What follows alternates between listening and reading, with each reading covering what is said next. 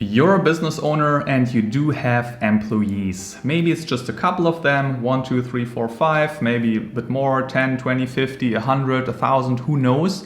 And you want to understand how can you create an environment in which your employees motivate themselves.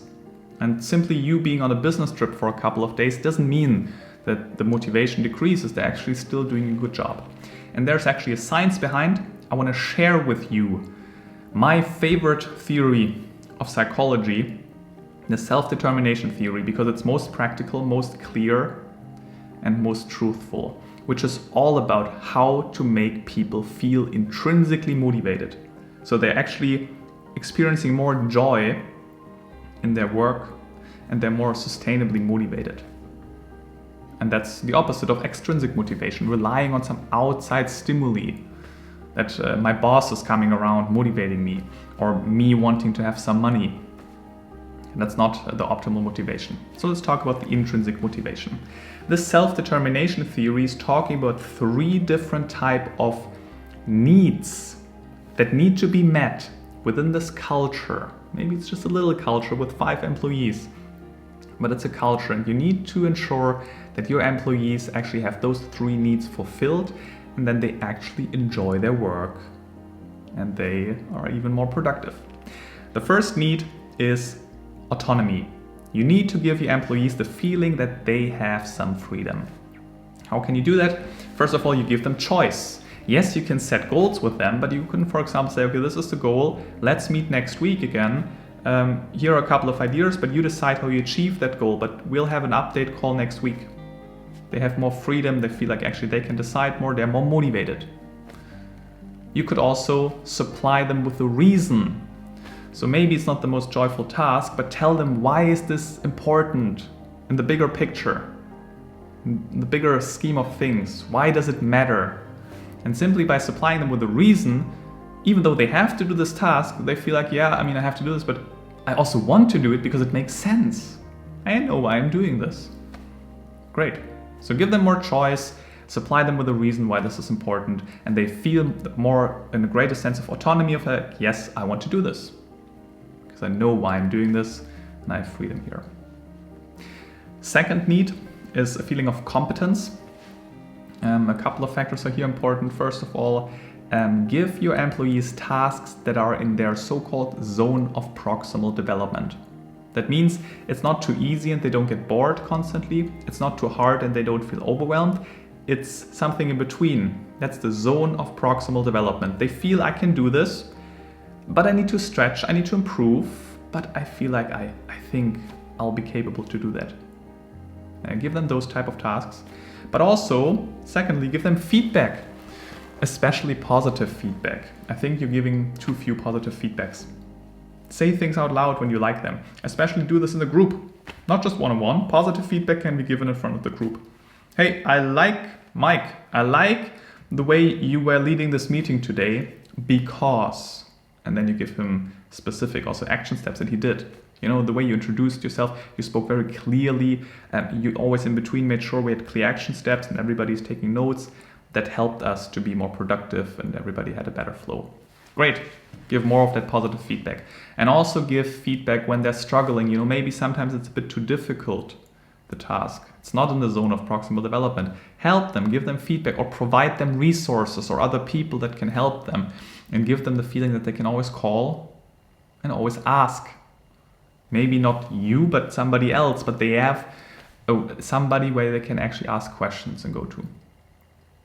Okay, so the zone of proximal development, positive feedback, and lastly, setting input goals and learning goals. So not just output goals, not just you need to achieve 20K a month, you need to achieve this project and whatever, but also set learning goals. What do you want to learn here? Set those with your employees. Why do you want to do that? What do you want to improve on? Which skills do you want to grow? Okay, we have those output goals here, yes, but also what's your learning goal here? It also makes people more motivated and more competent on the long term, less stressed, and more motivated.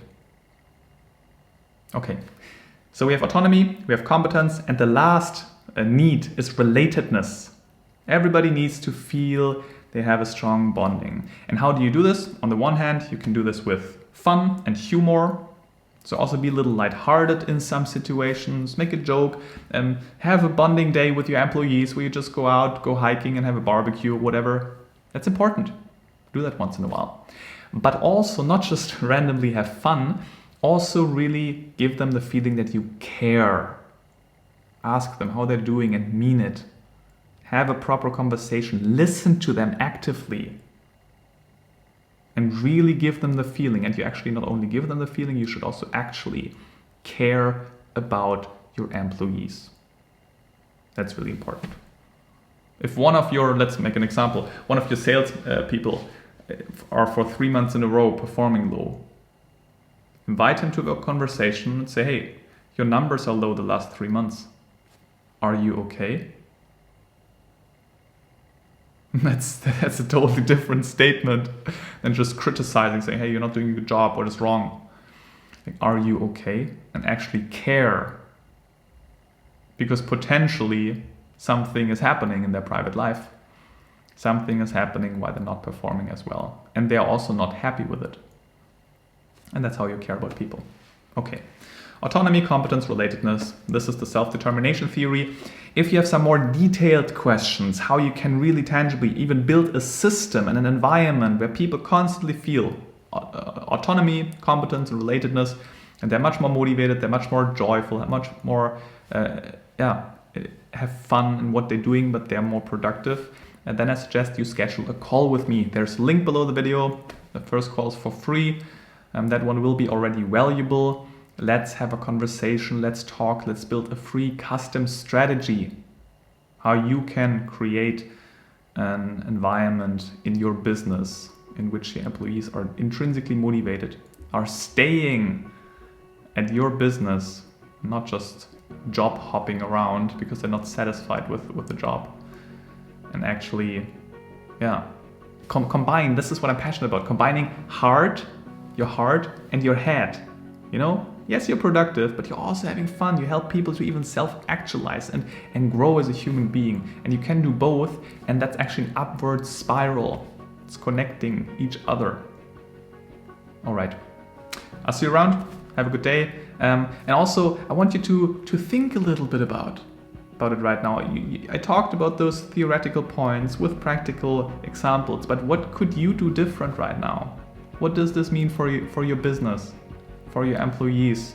What do you need to do different? What kind of systems or rules or appointments you need to put in your schedule to create an intrinsically motivated environment? And again, if you have questions, let's talk and you book a call and I talk to you soon.